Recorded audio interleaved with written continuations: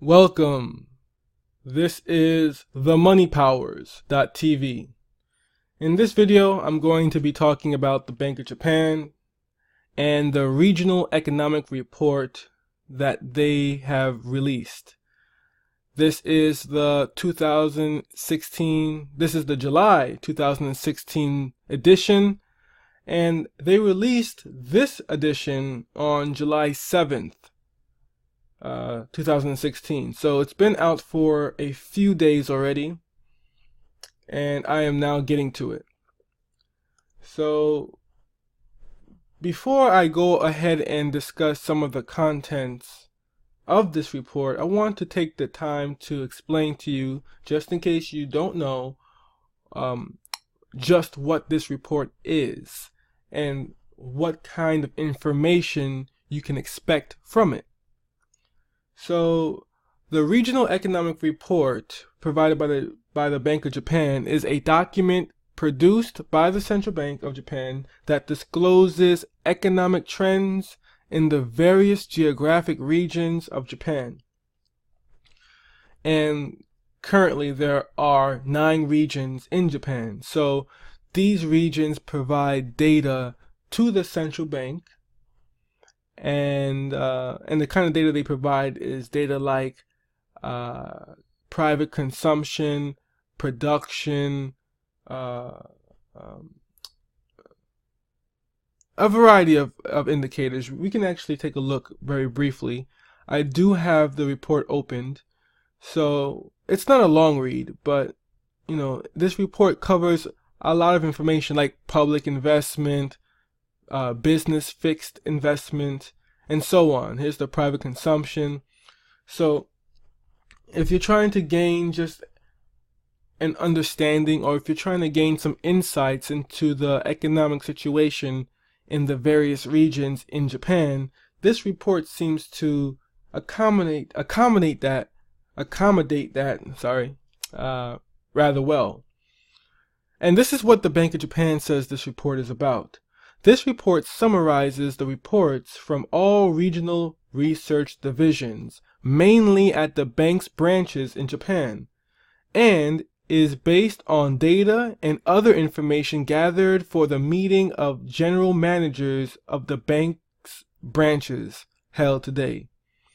The English translation is based on the Japanese original.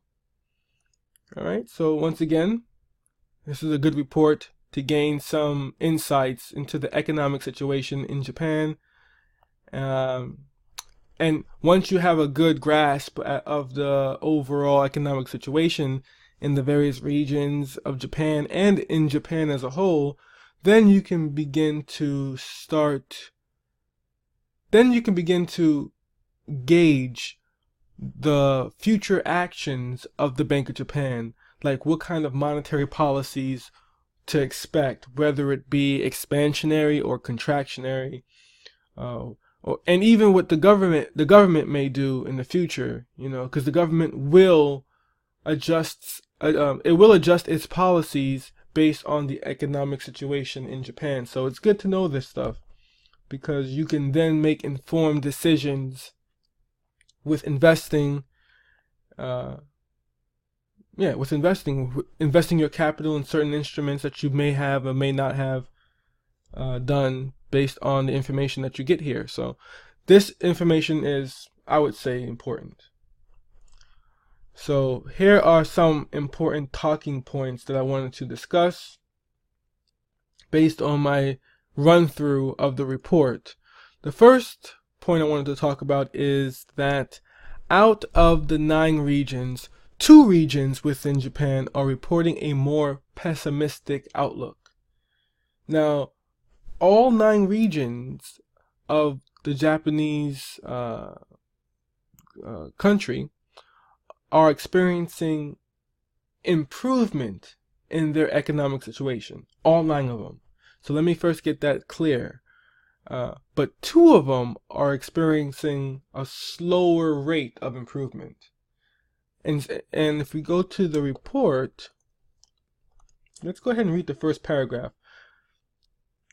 Compared with the last assessment in April 2016, the Kangoku region revised its assessment downward, reporting that relatively weak movements have been observed in some aspects, including production, and the Kyushu Okinawa region also revised its assessment downward, noting visible effects of the Kumamoto earthquake. That's true. So the Japanese have experienced an earthquake within the last month, I believe, and as you would expect, an earthquake definitely has economic impacts as well as, civil, and it truly devastates a country whenever an earthquake hits. So, I do expect some negative economic troubles stemming from this earthquake. Let's go ahead and finish this paragraph. Meanwhile, the other 7 regions reported that their assessments regarding the pace of economic improvement had remained unchanged. Great.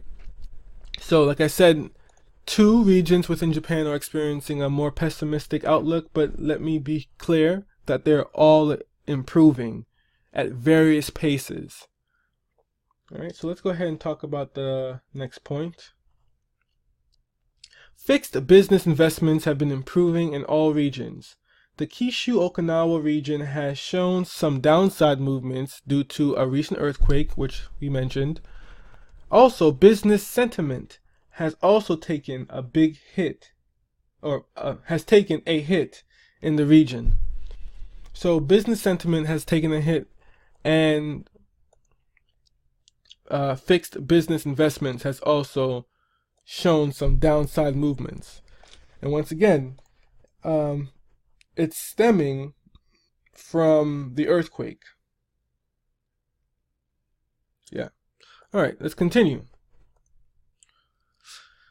Private consumption in all regions have continued to improve over time, besides Kyushu, Okinawa.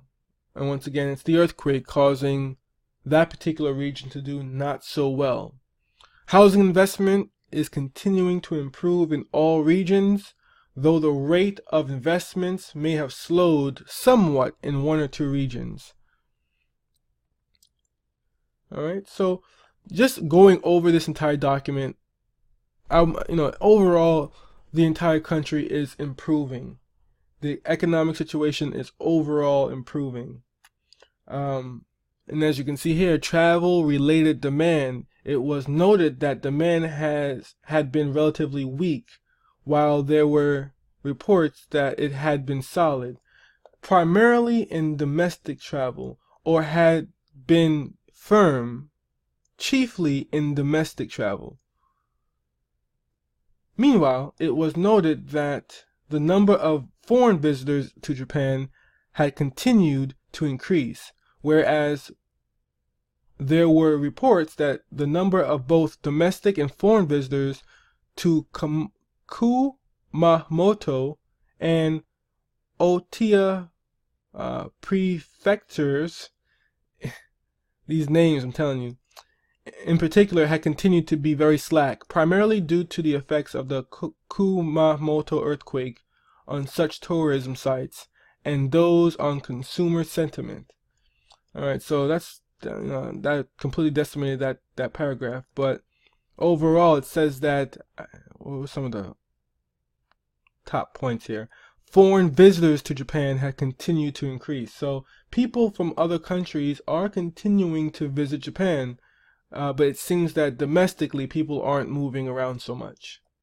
All right.